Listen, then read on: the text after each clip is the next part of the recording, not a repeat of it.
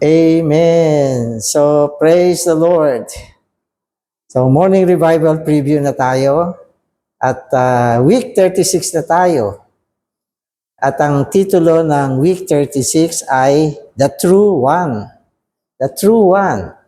Ang totoong isa. Siyempre, ang Diyos yan. Si Kristo, ang Espiritu. Yan ang totoong isa. No? At ang schedule natin ngayon ay week 36, day 1. 1 John 2:27, the anointing which you have received from Him abides in you, and you have no need that anyone teach you. And you have no need that anyone teach you, but as His anointing teaches you concerning all things, and is true, and is not a lie. And even as it has taught you, abide in Him. 4:4, greater is He who is in you than he who is in the world. Amen. So maganda itong topic natin ngayon. Tinatalakay niya dito sa verse, yung anointing. Yung anointing. Ang anointing kasi ay pagpapahid.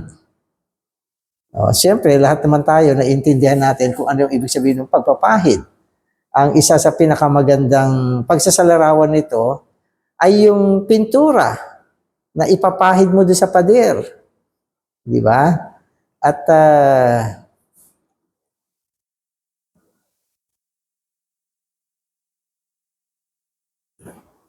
okay, so yung pintura ipapahid mo doon sa pader.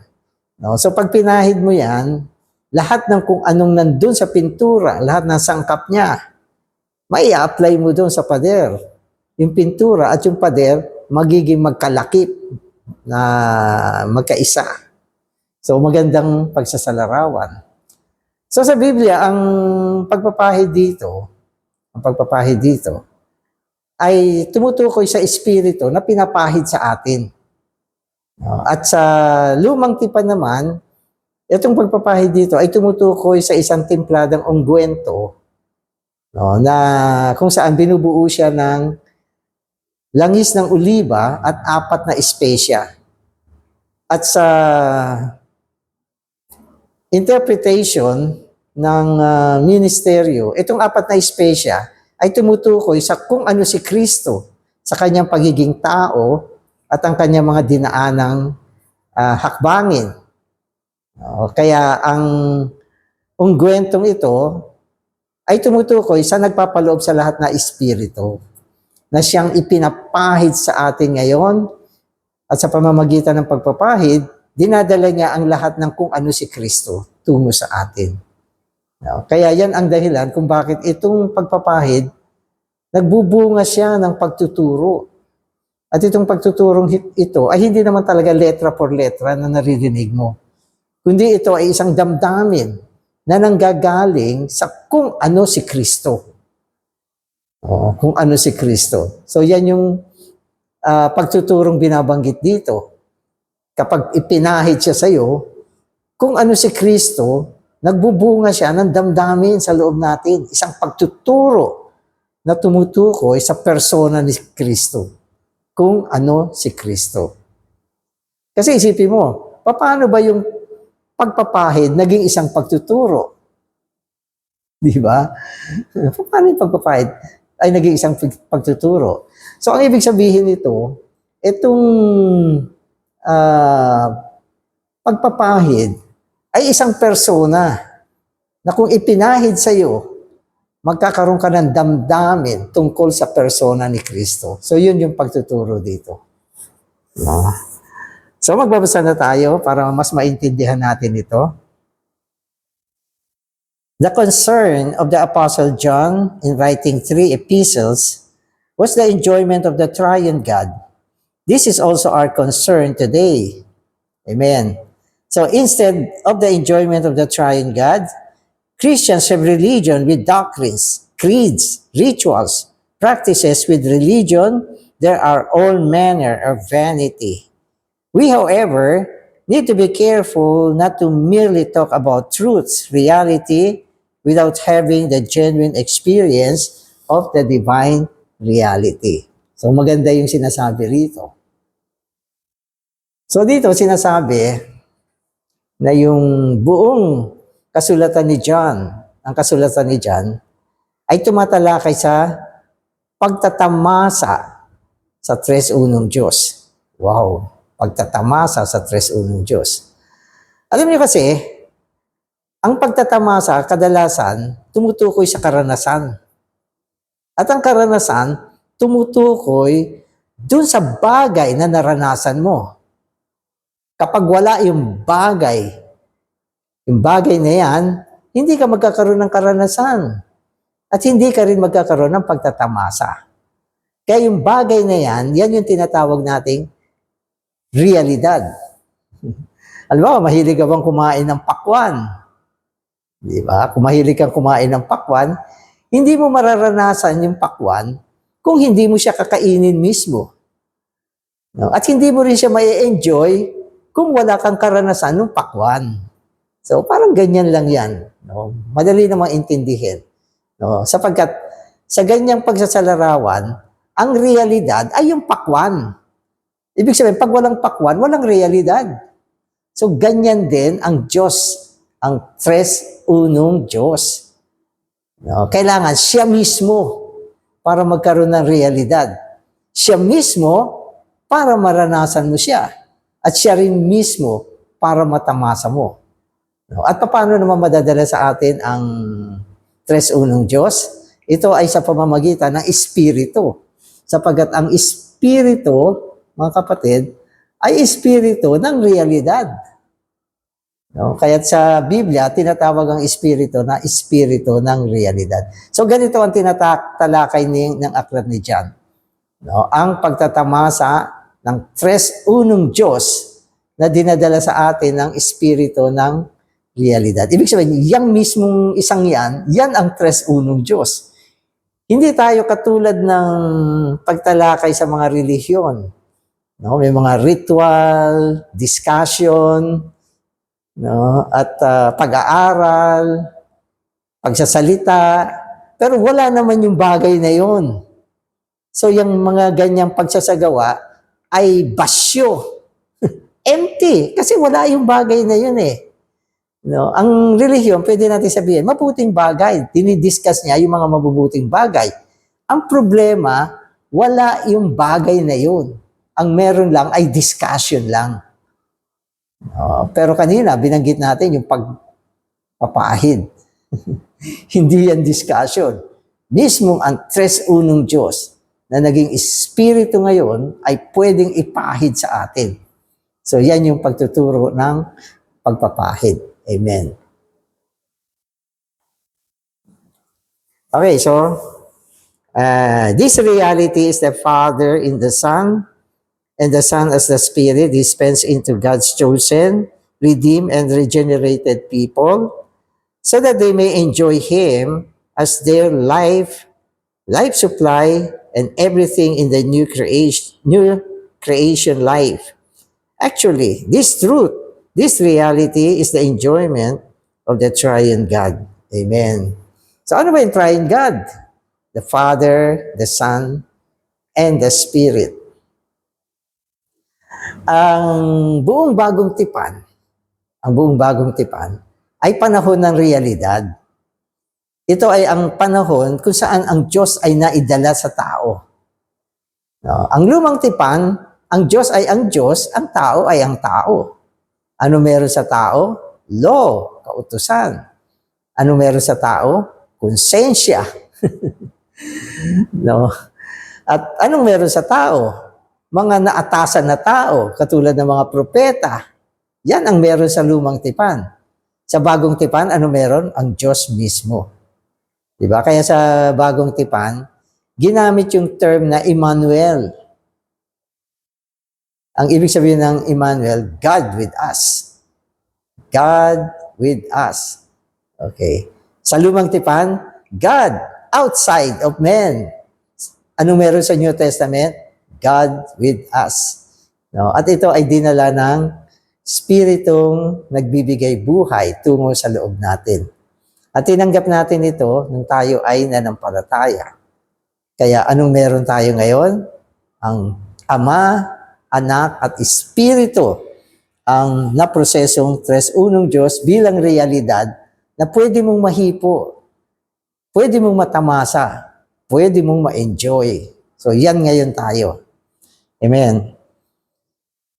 Amen. So when the triune God revealed in this portion is ministered to believers who are not growing in life, they do not have any understanding or appreciation of what they hear. But when this is ministered to the seeking ones who are growing in life, they can understand what is ministered and are helped by it. Amen. So may dalawang klaseng believer kasi. No? Although ang believer nagkakapareho sa aspekto ng buhay. Lahat tayo mayroong buhay ng Diyos. Pero nagkakaiba ang mga believer sa paglago sa buhay. May mga believer na walang paglago. Wala, na-save lang at hindi naman talaga lumago sa buhay. So yan yung isang uri ng believer. At yung isa namang uri ng believer, ito naman yung mga lumago talaga sa buhay. Oo. Kahapon tinalakay natin na yung yung cycles na involve yung apat na bagay, tumutulong sa believer para lumago. At ang paglago sa buhay, mga kapatid, ay ang paglago ng Diyos sa loob mo. So yan yung sinasabi natin paglago. Ang Diyos ay parang katulad ng isang binhi na nadala sa loob natin, subalit sa katagalan, siya ay lumalaganap siya. So sinasabi dito, pag ang isang believer, meron siyang paglago sa buhay at tinalakay mo itong tungkol sa tres unong Diyos, yung mga katotohanan dito, maiintindihan niya. No? Ang dahilan, bakit niya maiintindihan? Kasi meron siyang paglago sa buhay. Pero yung walang paglago, hindi niya ito maiintindihan. Hindi niya ma-appreciate itong mga bagay na ito. So, iba ang gusto niyang pagtuturo. Ang gusto niya yung mga, paano ba ma-bless materially? Paano magkapera, yumaman, umunlad ang buhay, sumagana. Yun, maiintindihan niya yon at gusto niya yon. Pero pag tinalakay mo ang mga bagay tungkol sa tres unong Diyos, hindi niya yan ma-appreciate. Bakit? Kasi kulang siya sa paglago sa buhay. Kaya ganyan kahalaga ang paglago sa buhay. Kailangan lumalago ka. At habang lumalago ka, lalo mong na-appreciate yung mga pagtuturo tungkol sa tres unong Diyos. Amen. When the triune God, as revealed in this portion,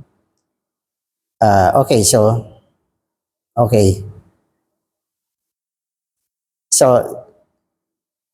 they are very responsive when we speak concerning the all-inclusive, compound, life-giving Spirit, who is the process triune God. However, those Christians who are not in the line of life and who are not growing in life may wonder what we mean by such term as all-inclusive, compound, life-giving, and process. Praise the Lord that we have the all-inclusive, compound, life-giving Spirit, who is the process triune God, living, moving, and working in us. No? So, meron mga ganitong term kasi. Halimbawa, all-inclusive, compound, life-giving Spirit. Naintindihan mo ba yan? Bakit ba all-inclusive yan? No? Kasi all-inclusive ito ay applicable sa lahat ng situation. No? Ang all-inclusive, ibig sabihin, tugma siya kung anong kondisyon mo. At tugma rin siya kung ano ang pangangailangan mo. No? So, kailangan mo ng karunungan. So, dadalhin niya sa iyo yung karunungan kasi yan ang kailangan mo ngayon. Kailangan mo ng lakas, encouragement, okay? Talino, liwanag, buhay. No? So, ibibigay niya yan, no, sa panahon ng kanyang pagdaloy sa iyo. Kaya all-inclusive siya. All-inclusive siya. Okay. Process, triune God. Ano naman yung process? So, yung process, ito yung mga dinaanan niya. Siya ay nagkatawang tao. So, yun ay isang proseso. Siya ay namatay sa krus. Isang proseso. Nabuhay na muli. Umakyat sa sangkalangitan. Naging espiritong nagbibigay buhay. So, lahat ng ito ay mga proseso na dinaanan niya upang sa pamamagitan ng mga proseso, matugunan niya ang ating pangangailangan judicially, pangbatas. So yung mga prosesong ito, maiintindihan mo kapag ikaw ay merong paglago sa buhay. Maa-appreciate mo at mapapasaya ka at magkakaroon ka ng respond na pasalamatan, purihin ng Panginoon. At ang mga term na ito, magiging terminolohiya natin sa panahon ng ating salamuha sa Panginoon. Magagamit mo siya. Amen. So 1 John 2:12-27 is a section concerning the divine Trinity according to the believer's growth in life. So in these verses, the teaching of the divine anointing concerns the divine Trinity. By this teaching is according to our growth in life. But this teaching is according to our growth in life. The more we grow in life, the more we will concerned with the Trinity. So kanina binabanggit ko yung divine anointing. No? So kung binasa mo siya, hindi mo na makikita yung term na Trinity dyan. O Father, Son, and Spirit.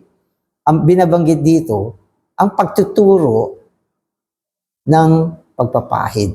At sabi dyan, pag dumating sa iyan, magpuproduce yan ng teaching na hindi mo kailangan ang sino man na turuan ka. Wow! Di ba? So tayong mga tao, lagi tayo naglolonging na sana maturuan ako. Sana matuto ako. Pero ito, tandaan nyo, tuturuan ka niya. At sinasabi ang kanyang pagtuturo ay totoo. Totoo ito. No? At hindi mo kailangan ng sino man na turuan ka. So, anong klaseng pagtuturo ito? No? Pero ito binanggit ng Biblia. At dito nakapaloob ang Divine Trinity. Ama, Anak, at Espiritu. No? Kaya kanina binanggit ko na yung anointing oil, okay, yung mga sangkap niya ay tumutukoy sa aspekto ng pagkakatawang tao ng Panginoon at mga bagay na kanyang dinaanan at natamo. So basahin nyo yung life study ng Genesis 30, ang linaw doon. No, na nakapaloob ang Divine Trinity. Eh dito, hindi natin binabanggit. Sabagat ina-assume natin na ikaw ay may paglago na sa buhay, may karanasan na sa buhay, meron na mga salita na nailalin sa iyo, madali mo siya maintindihan, no, at matatamasa mo ang mga bagay na ito. Amen. The entire New Testament is structured with the divine, with the Trinity. Amen. So in Ephesians, for example, every chapter is structured with the Trinity. 2 Corinthians 13:14 says, "The grace of the Lord Jesus Christ and the love of God and the fellowship of the Holy Spirit be with you all." Amen. This verse at the very end of 2 Corinthians indicates that the whole book of 2 Corinthians is concerned with the grace of Christ, the love of God, and the fellowship of the Holy Spirit. O itong verse na ito, ang linaw naman talaga. Ang linaw ito. Na ang structure ng mga epistle ay ang Divine Trinity. Pag sinabi mong structure, okay, yan yung balangkas. Yan yung balangkas. Na pag tinanggal mo yan, babagsak siya. Kasi yun ang structure eh. Ano ba ang ating physical na katawan Ang structure niya, yung mga buto natin. Kaya tayo nakakatayo, nakakagalaw. Kasi merong mga structure yan. May mga frame. May framework. No? Katulad ng mga building. May mga structure yan. No? Kaya hindi yan basta magigiba. No? At sinasabi sa atin, ang mga kasulatan, ang structure niya ay ang Divine Trinity. Nang ibig sabihin, pag inalis mo dyan, yung Divine Trinity, yung buong sulat ay magko-collapse. Walang support, walang magsusupport sa kanya. Kaya ang Divine Trinity, ang structure ng buong epistle, na katulad ng binabanggit sa atin sa 2 Corinthians 13:14. Ano meron dito? Grace. Grace. At ang grace ay tumutukoy sa Panginoong Jesus. Ano pa? Love. No? Ang motive ng lahat ng paggawa ng Diyos ay dahil sa kanyang pag-ibig sa atin. Bakit kanya niligtas? Kasi mahal ka na ng Diyos eh. No? Bakit ka umiiral hanggang ngayon? Kasi mahal ka pa ng Diyos. No? At bakit marami mga mabubuting bagay na binibigay niya sa atin, ginagawa niya sa atin. No? Sapagkat mahal ka niya. Minsan niya hindi mo nalalaman at naiintindihan yung pag-ibig ng Panginoon. No? Kung minsan pati mga bagay na hindi kaaya-ayang nangyayari sa buhay natin, sa likuran nito ay ang paggawa ng kanyang pag-ibig. Hindi lang yung masasarap na bagay, kundi maski yung mga kapighatian na minsan pinapayagan niyan dumaan sa atin. Mga sakit. Ako nagkasakit doon nakaraan. Pero hindi ko sinisi ang Diyos. Sabagat alam ko, lahat ng ginagawa niya ay dahil sa kanyang pag-ibig.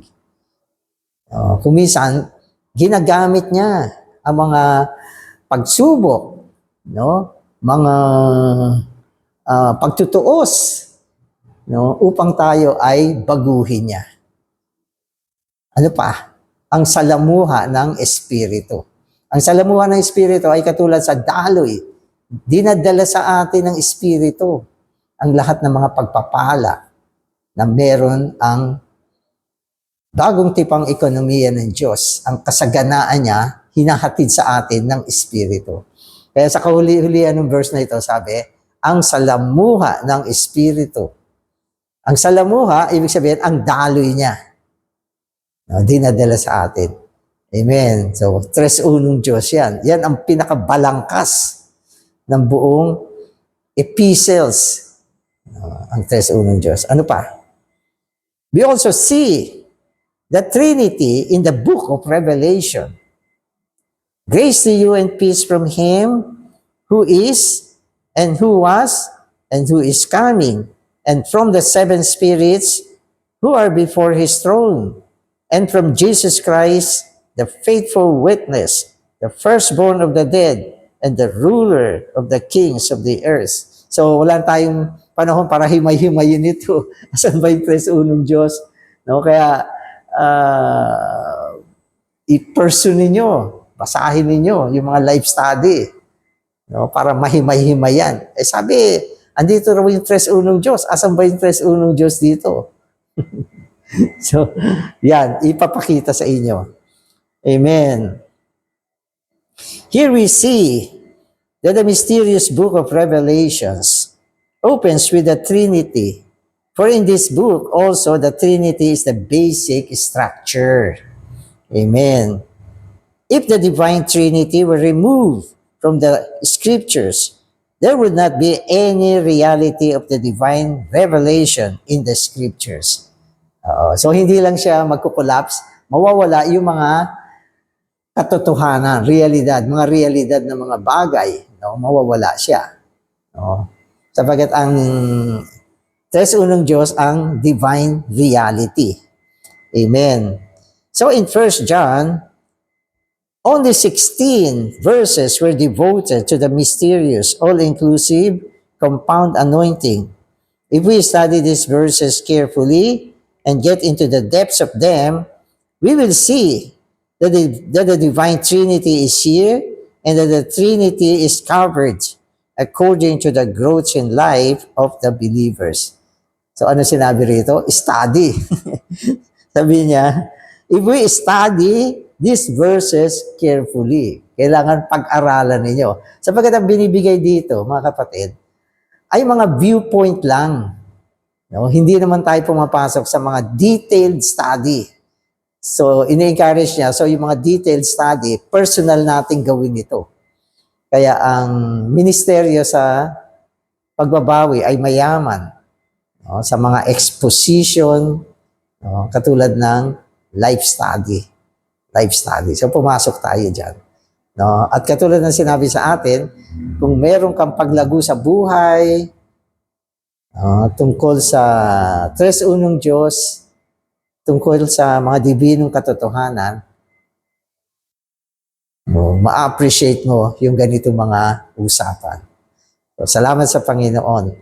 Siya ang naprosesong tres unong Diyos, dumaan sa iba't ibang hakbangin, naging espiritu, nagpapaloob sa lahat na espiritu, naidala tungo sa atin, naging isang pagpapahid siya, upang dalhin niya ang lahat ng kung ano ang Diyos sa kanyang mga tinamo, sa kanyang dinaanan, sa kanyang proseso, idinadala sa atin ngayon. At ang buong persona niya na natatamo natin, ay nagbubunga ng damdamin ng pagtuturo. At itong pagtuturong ito ay laging tama. Hindi nagkakamali. At pwede kong sabihin, ang buhay ng isang believer sa bagong tipan ay isang buhay na naaayon sa pagtuturo ng anointing. Huwag ka mabuhay sa mali at tama, o ano ba ang ayos at hindi ayos, saan ba to, saan ba yan. Huwag mong gawin yan. Ang pinakamainam, mabuhay ka sa damdamin na dinadala sa iyo ng Espiritu. Yan ang tama. Sa maliit na bagay, malaking bagay, sa mga desisyon natin sa buhay, sa ating pagtahak dito sa mundo ng kalituhan.